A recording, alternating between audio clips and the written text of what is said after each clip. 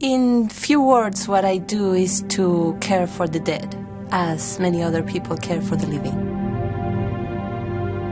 In conflict settings, after disasters, the effects of not treating the dead in a dignified way live on in the minds of the affected communities and is part of the tragedy of the war or the disaster.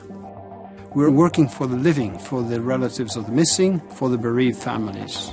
The need to certify a death is a universal necessity recognized by the legal frameworks of all countries, which requires a formal procedure which the ICRC Forensic Services can contribute to. Dealing with the missing is sometimes the most difficult part of peacemaking. Political power of the missing and dead is huge. The neutrality of the ICRC helps you at the end do your work better. It makes the authorities or the families to believe more in what you say. The forensic skills and knowledge are used exclusively for humanitarian purposes. Where armed conflict is taking place, in many cases the authorities are overwhelmed. We are talking about not one dead body from a murder at the morgue, but thousands or hundreds. And that's what makes it different, that you have to adjust the procedures to be able to respond to a large-scale event. We often work in contexts where many of the high-tech portfolio that we're used to see in some TV series do not exist. So our forensic specialists have to make best use of sometimes very limited resources to fulfill their task. It also opens an incredible door for inventiveness, for developing new tools, scientific procedures, etc. Every day is different. Sometimes you go to the field and you are present during exhumations. Sometimes you go to the morgues, you discuss with the forensic experts. Sometimes you are conducting training activities.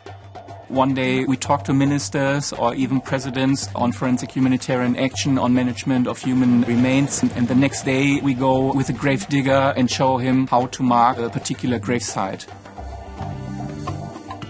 You are under pressure, you have lots of bodies, but you also have lots of families, you have colleagues, you have stress. It's a challenge that we face, and at the end, very, very rewarding.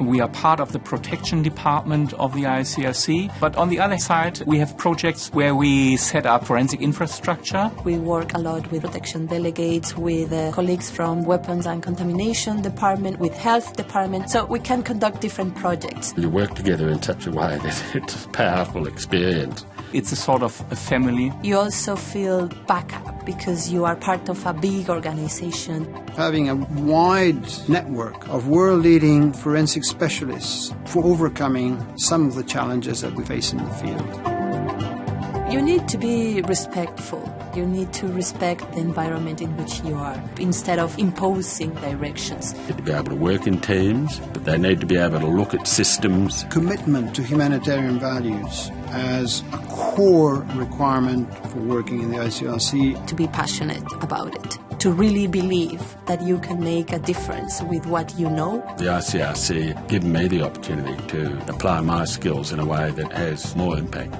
Whenever I am able to give the remains back to a family, and when families ask you questions and you are able to provide answers, this is the most rewarding moment. This is when you feel that I'm actually in the right place, doing the right thing.